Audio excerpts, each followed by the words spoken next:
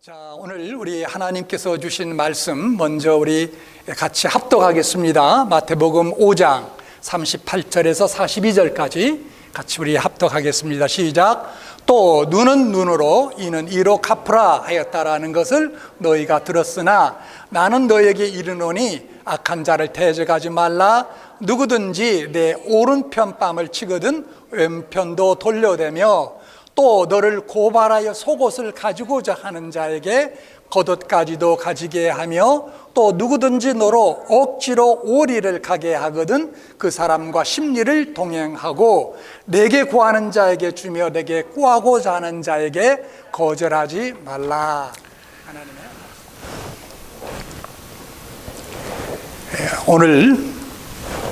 오늘 말씀은 우리 금년 새해 표이기도 하고 또 우리의 남은 삶의 인생의 목적이기도 한 그 세 가지 목표 가운데 두 번째 목표인 사람에게 유익을 주는 삶이란 그러한 내용으로 말씀을 함께 나누고자 합니다. 이 주제를 위해서 여러분들이 잘 아시는 마태복음 5장 산상수훈의 몇 말씀을 택하였습니다. 사실 오늘 우리가 본문으로 택한 산상보훈 이 말씀은 매우 유명한 말씀입니다마는 동시에 또한 가장 부담스러운 말씀이기도 합니다. 그러나 오늘 이 귀한 진리와 은혜와 능력의 말씀을 잘 깨달아 순종함으로 놀라운 하나님의 역사가 우리의 삶 가운데 넘치게 일어나기를 간절히 바랍니다.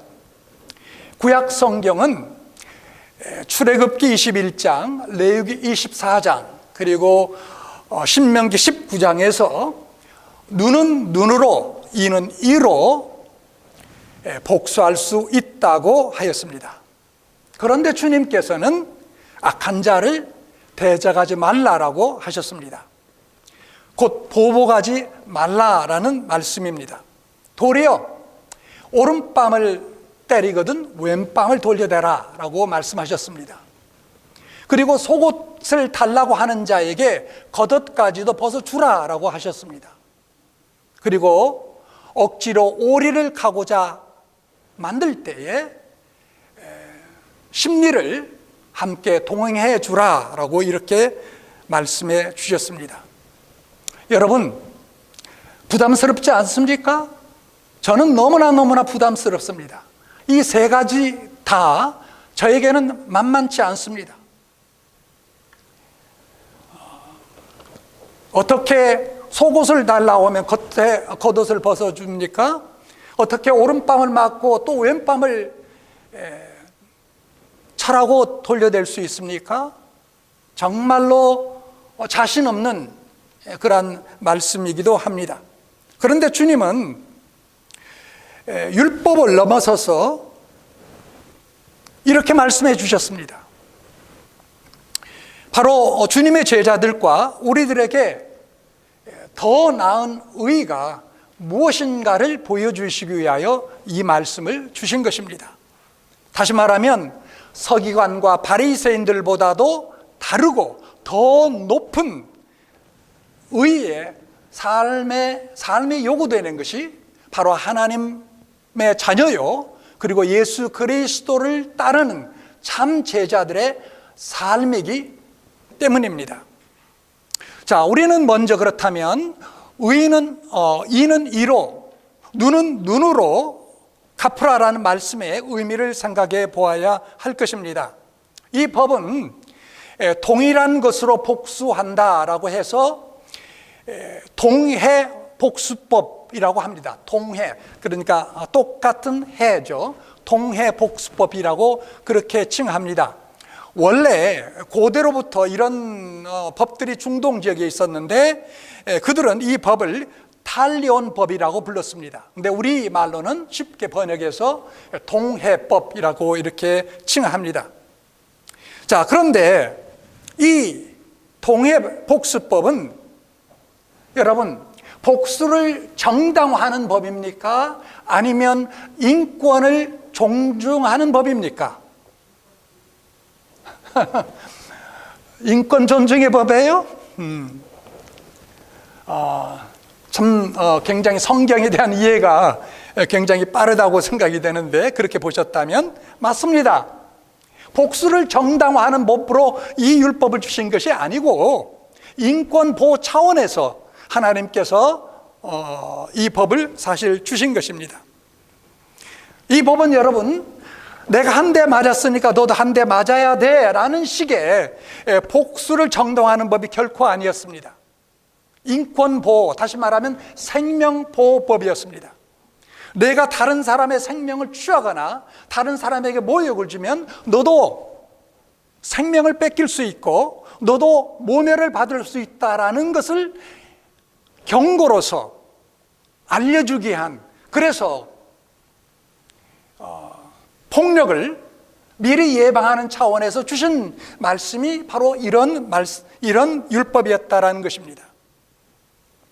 여러분, 사람들의 싸움이 그렇지 않습니까? 한쪽이 한 대를 치면 다른 쪽은 더 쳐야죠. 두 대를 치게 돼 있죠. 그러면 또 한쪽에서 그보다 더 세게 대항하게 됩니다. 그러다 보면 폭력의 악순환과 확대가 일어나게 되는 것이죠. 이것을 방지하기 위한 법이 바로 눈에는 눈, 이는 이로 갚으라라는 그런 법이었습니다. 이를 통해서 다른 사람의 권리를 침해하는 범죄를 예방하기 위한 수단이었던 것입니다. 여러분, 타락한 세상에는 이러한 복수의 법칙이 필요합니다. 그래야 두려워서 죄를 짓지 않게 되는 것입니다. 그러나 주님은 눈에는 눈, 이는 이, 이런 식은, 이런 율법은 불가피한 선택이었지 최상은 아니라는 것입니다. 주님께서는 우리가 근본적으로 다르게 행동하고 살기를 원하십니다. 복수의 원리가 아니라 사랑과 은혜의 원리를 따라 살기를 원하시는 것입니다. 왜 그렇습니까? 율법에 따라 복수를 했다 하더라도 상처는 여전히 남기 때문입니다. 복수는 또한 근본적으로 악을 제거하지 못하기 때문입니다. 예수님의 십자가는 이런 폭력의 악순환을 끊어버렸고, 그리고 완전히 회복과 치유와 평화의 길을 열으셨습니다. 상대방의 악에 대해서 주님은 악으로 대항하지 아니하시고 자신이 죽는 길을 택하셨습니다. 율법이 인정한 복수법보다 더 높은 차원의 방법을 주님께서는 택하시고 그 길을 걸어가셨습니다. 그래서 한쪽이 폭력을 썼는데도 다른 쪽이 이에 반응하지 않자 그 폭력은 힘을 잃고 말게 된 것입니다. 당시 이스라엘은 침략하는 로마에 대해서 폭력의 원리로 대항하였지만 역사적으로 보면 결국 어떻게 되었습니까? 이스라엘은 AD 72년에 로마에 의해서 완전히 점령되었고 그리고 파괴되고 말았습니다. 그래서 나라는 사라졌고 그 기간이 자그만치 1900년을 흘렀습니다. 여러분, 이스라엘이 나라가 없어졌다가 1948년에 세워졌지 않습니까? 반면에 여러분, 자기 희생과 십자가의 길을 갔던 예수님과 그의 제자들은 그 사랑의 힘으로 로마를 정복하였습니다. 결국 주님의 길이 승리하게 된 것입니다. 그래서 주님께서는 너 죽고 나 죽자라는 식이 아니라 서로 사는 길을, 서로 복되게 사는 길을 택하라고 우리에게 말씀하고 있는 것입니다. 내 마음속의 분노를 정당화하지 말고 사랑으로 그 분노를 이기라고 말씀하고 있는 것입니다. 그래서 그 첫 번째 예로 주신 것이 바로 내가 오른밤을 맞았을 때의 일입니다. 이것은 내 자아를 침해당한 경우입니다. 여러분, 오른밤을 치거든 왼밤을 돌려대라 라고 주님께서 말씀하셨죠. 그러면 한번 생각해 봅시다. 보통 사람이 손을 들어 누군가를 얼굴을 칠 때 어떤 손으로 치게 됩니까? 오른손입니다. 그렇죠? 오른손을 들어서 치는데, 그러면 맞는 사람은 오른밤을 맞습니까? 왼밤을 맞게 되는 겁니까? 왼밤을 맞습니다. 그래요, 왼밤을 맞아요. 그런데 주님은 왼밤을 대라고 해요? 오른밤을 맞거든 왼밤을 대라고 그래요? 맞지 않는 것이죠. 안 맞아요. 왜 그렇습니까? 치는 사람이 달리 쳤다라는 거예요. 치는 사람이 맞는 사람의 오른밤을 쳤다라는 것입니다. 그러면 치는 사람이 오른손을 들어 쳤으면 어떻게 쳐야 맞는 사람의 오른밤을 치게 됩니까? 바로 이 손등이에요. 손등. 손바닥이 아니고 손등으로 치는 거예요. 손등으로 이렇게. 이것은 이중적인 모멸을 주는 행동이에요. 이중적으로 모멸적인 행동이었다는 사실이에요. 여러분, 우리가 참을 수 없는 것들이 많이 있지만 정말 참기 어려운 것은 모멸입니다. 그런데 주님께서 이렇게 모멸을 받은 나에게, 그리고 여러분에게 뭘 이야기합니까? 왼밤마저 내놓으라 라고 이야기합니다. 자기를 모욕하는 자에게 전혀 반응하지 않는 것, 그것이 곧 제자의 삶이기 때문입니다. 여러분, 예수를 따르는 그리스도의 제자, 하나님의 자녀여 하나님의 백성인 우리들은, 자 보십시오, 자존심이 죽은 사람입니다. 자존심이 죽은 사람이에요. 성경에 보면은 죽었다, 예수 믿는 자들은 자아가 죽었다라는 것을 무수히 이야기합니다. 그 가운데 가장 대표적인 말씀이 있다면 여러분들이 잘 아시는 갈라디아서 2장 20절의 말씀입니다. 여러분 아시죠? 내가 그리스도와 함께 십자가에 못 박혔나니 그전적 이제는 내가 산 것이 아니요 내 안에 그리스도께서 사신 것이라. 이제 내가 육체 가운데 사는 것은 나를 사랑하사 나를 위하여 자기 목숨을 버리신 그리스도를 믿는 믿음 안에서 사는 것이다 라고 이야기합니다. 내가 산 것이 아니요, 나는 죽었고 그리스도가 대신 내 안에 살아서 그를 따라 사는 것이 믿는 사람의 삶의 모습이다라고 분명하게 우리에게 말해주고 있는 거예요. 사랑하는 여러분, 우리에게 중요한 것은 나의 자존심이 아니라 하나님의 뜻을 세우는 것입니다. 그 사람을 얻기 위해서 우리는 모욕을 감수합니다. 나를 핍박하고 나에게 피해를 주고 그리고 나에게 모욕을 준 그 사람을 얻기 위해서 우리는 모욕과 피해를 감수하는 거예요. 여러분, 성경을 봅시다. 사도행전 7장을 보면 스데반 집사는 복음을 전하다가 아무런 잘못도 없는데 억울하게 붙잡혀 돌에 맞아 고통 속에서 죽어가는 상황에 처했습니다. 그러나 스데반은 같이 돌을 들어 저들과 대항하지 아니하고 오히려 성령이 충만하여 무릎을 꿇고 돌이여 부르짖어 기도하기를 주여 이 죄를 저희들에게 돌리지 마옵소서라고 하면서 그리스도의 사랑으로 핍박자들을 대했던 것을 보게 됩니다. 여러분, 그런 가운데 무슨 일이 벌어졌습니까? 스데반을 돌로 쳐서 죽이도록 그렇게 군중들을 회유하고 주동했던 핍박자 사울이라는 사람이 스데반 집사의 그 놀라운 그 사랑의 모습을 보고 감동을 받아 변화되어 인력사상 대사도 바울이 되었지 않았습니까? 복음은 이처럼 사람을 변화시킵니다. 스데반은 이러한 행위로 말미암아 자신도 위대한 순교자로 하나님 앞에 큰 상을 받게 되었을 뿐만 아니라 정말로 하나님 보시기에 악한 이 사울이라는 이 젊은이가 완전히 변화되어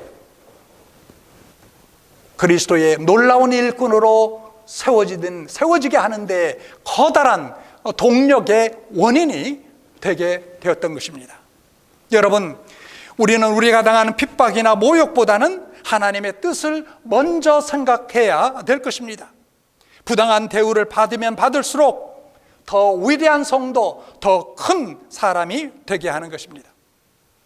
자, 두 번째 예는 내 속옷을 갖고자 송사하는 경우입니다. 이것은 나의 소유권을 침해당하는 경우의 일입니다. 누군가가 나에게 소송을 걸어서 내 속옷을 빼앗고자 합니다. 그런데 주님은 뭐라고 말씀하셨습니까? 이런 경우에 그러면 내 겉옷까지도 벗어주라라고 이야기합니다. 여러분 한번 생각해 보십시오. 자, 겉옷이 비쌉니까? 속옷이 비쌉니까? 당연히 겉옷이 비쌉니다. 제가 입고 있는 겉옷이 안에 입고 있는 와이셔츠나 또 안에 있는 레이보다도 훨씬 더 비쌉니다. 그러나 어떤 경우에도 율법에 의해서 겉옷은 송사할 수가 없었습니다. 하나님께서 그렇게 법적으로 만들어 놓으셨어요.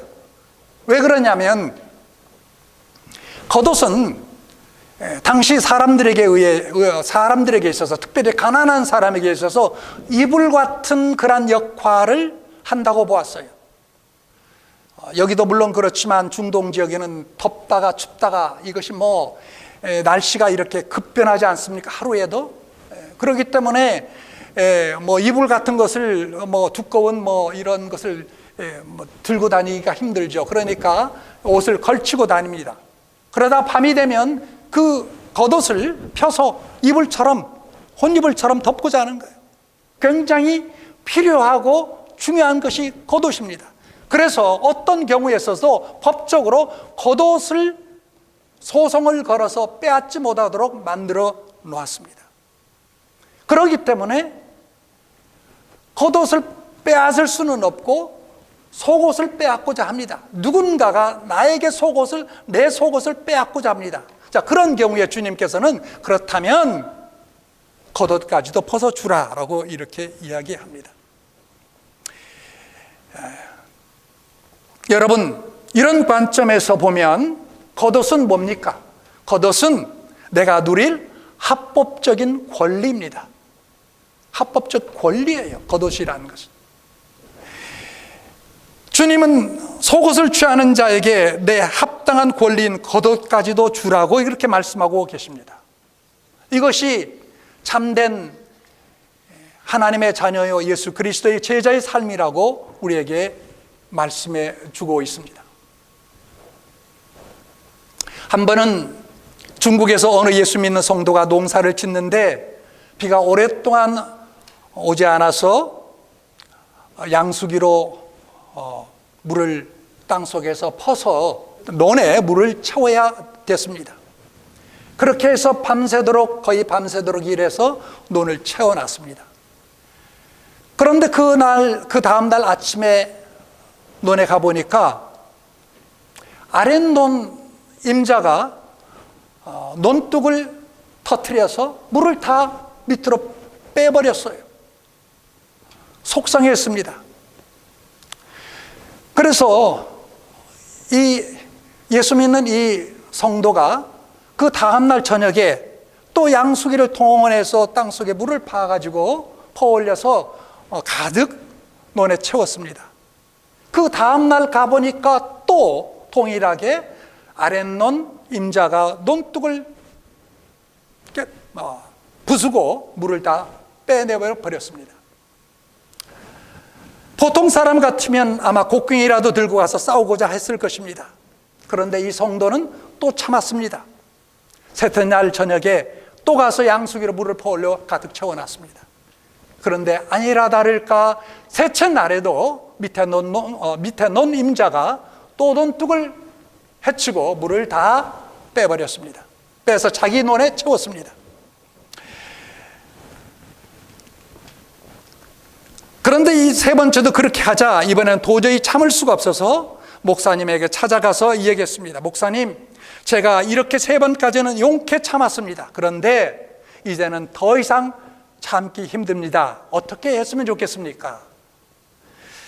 그러자 목사님이 웃으면서 당신은 지금 옳으냐 그르냐를 따지지 마십시오. 또 억지로 참았다고 다 된 것이 아닙니다. 하나님이 이럴 때 어떻게 무엇을 요구하시는 것이 들어보십시오. 그러자 이 성도가 묻습니다. 하나님이 이럴 때 나에게 무엇을 어떻게 요구하고 계신다는 말입니까? 그러자 목사님께서 잠시 함께 기도하고 나서 이렇게 이야기했습니다. 자, 형제여, 기왕 세 번이나 물을 빼앗겼으니 한 번 더 물을 빼앗기는 셈 치고 오늘 밤엔 가서 먼저 아랫논에 물을 가득 채우고 그리고 성도의 논에 물을 채워 보십시오. 물을 빼앗긴 셈 치고 그렇게 하라고 했습니다. 그랬더니 그제서야 알겠다고 하면서 그 다음날 저녁에 가서 그렇게 했다고 합니다. 아랫논문 더 채우고 그리고 자기 논을 그렇게 밤새도록 일해서 채웠습니다. 그런데 여러분, 그 다음날 놀라운 일이 벌어졌습니다.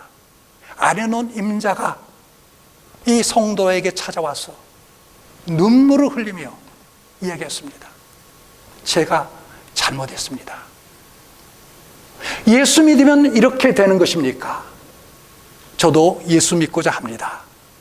이렇게 고백하더랍니다.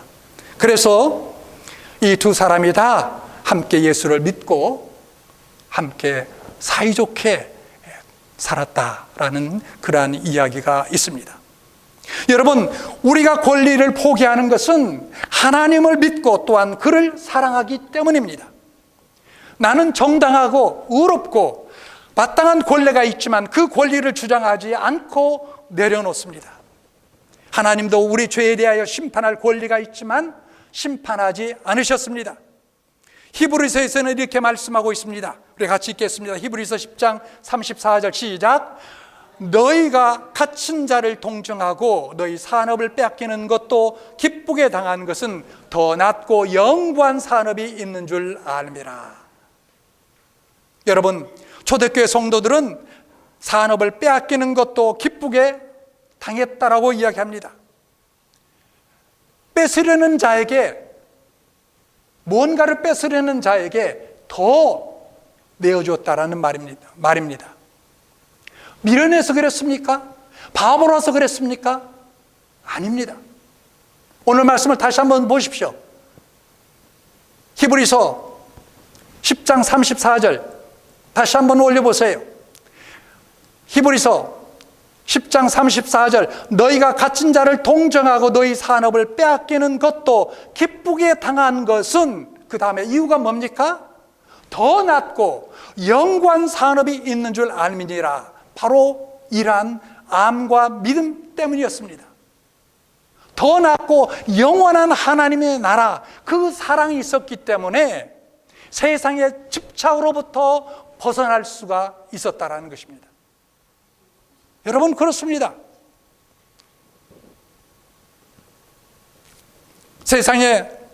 세상에는 두렵거나 마지못해 하는 일이 있고 사랑해서 하는 일이 있습니다. 마지못해서 하는 일에는 기쁨이 없고 우리 행동이 비주체적이 됩니다. 사랑해서 할 때는 즐거움도 있고 일의 능률도 엄청나게 높아집니다.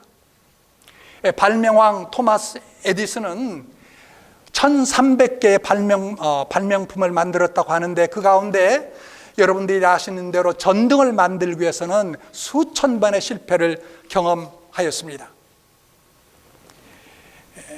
하루 18시간씩 일했기 때문에 그의 나이 45세가 되던 때에는 자기는 노동량으로 친다면 90세 되는 사람의 그 노동과 비교할 정도로 그렇게 엄청난 노력을 통해서 1300개의 발명품을 만들었다라는 것이죠. 그러면서도 토마스 에디슨은 이렇게 이야기합니다. 나는 결코 인생에서 노동한 적이 없다. 노동한 적이 없다. 하루에 18시간씩 그렇게 일했지만 노동한 적이 없다라고 고백했다고 합니다. 왜 그랬을까요? 그는 발명하는 일이 너무너무 좋고 너무 즐겁고 너무 기쁨의 일이었기 때문에 노동으로 전혀 여기지 않았다는 것입니다. 사랑하는 여러분, 여러분은 교회에서나 직장에서 해야 될 봉사와 혹은 섬김의 일에 있어서 어떻습니까? 교회 봉사나 또 직장에서 하는 일에 있어서 요구되는 것보다 더 하실 수 있기를 바랍니다. 이런 봉사가 하나님께 영광이요 그리고 기쁨이 되는 것입니다.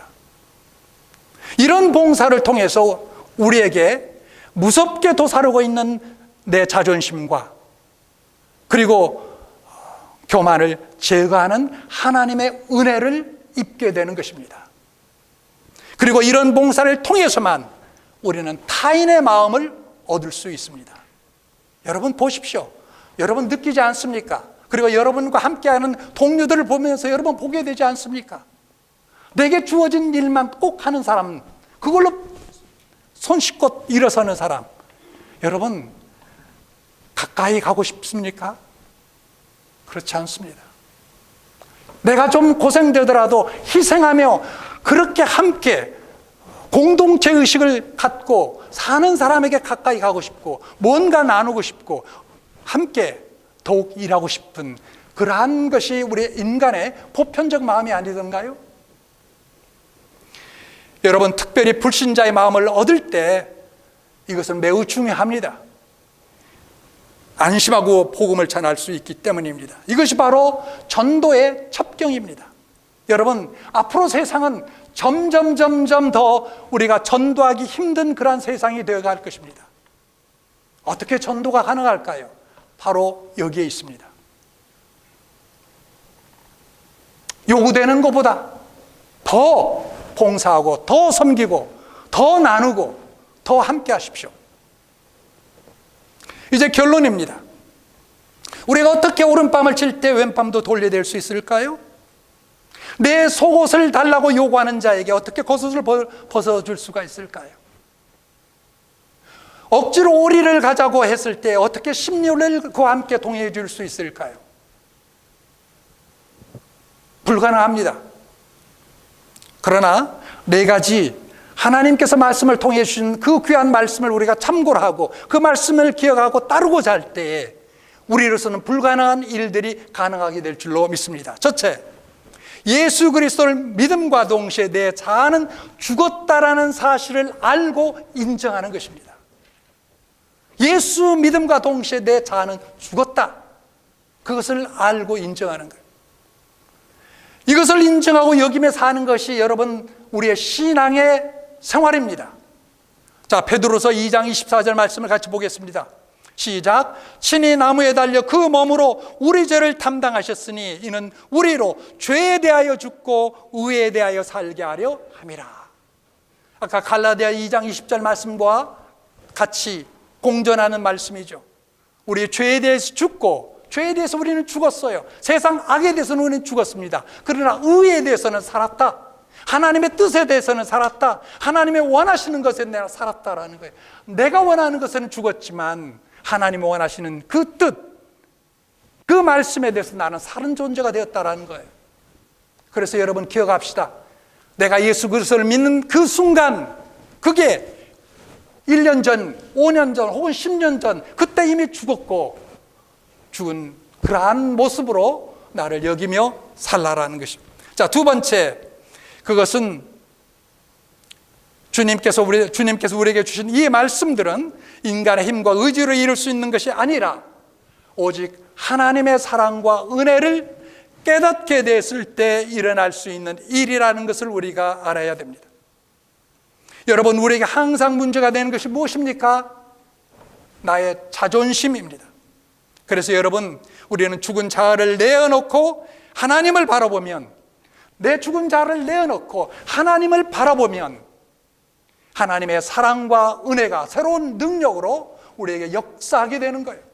나를 보면 분노하게 되고 복수하고 싶은 마음, 갚아주고 싶은 마음, 그런 마음의 굴뚝처럼 일어나지만 나를 위해서 십자가에 달린 예수 그리스도를 바라보며 나갈 때에 그분의 사랑과 은혜가 새로운 역사로서, 능력으로서 역사하게 된다라는 말씀입니다. 셋째, 억울한 일을 내가 나서서 해결하지 않고 반드시 하나님 앞에 맡겨야 됩니다. 억울한 일을 당했을 때, 피해를 당했을 때, 모욕을 당했을 때 내가 갚으려 하지 말고 하나님께 맡기라라는 것입니다. 자, 로마서 12장 19절 말씀 우리 큰 소리로 함께 읽겠습니다. 사랑하는 자들아, 너희가 친히 원수를 갚지 말고 진노하심에 맡기라. 기록되었으되 원수 갚는 것이 내게 있으니 내가 갚으리라. 여러분, 원수 갚는 일은 하나님의 전문입니다. 원수 갚는 일은 하나님의 몫이요 내 일이 아니다라는 것입니다.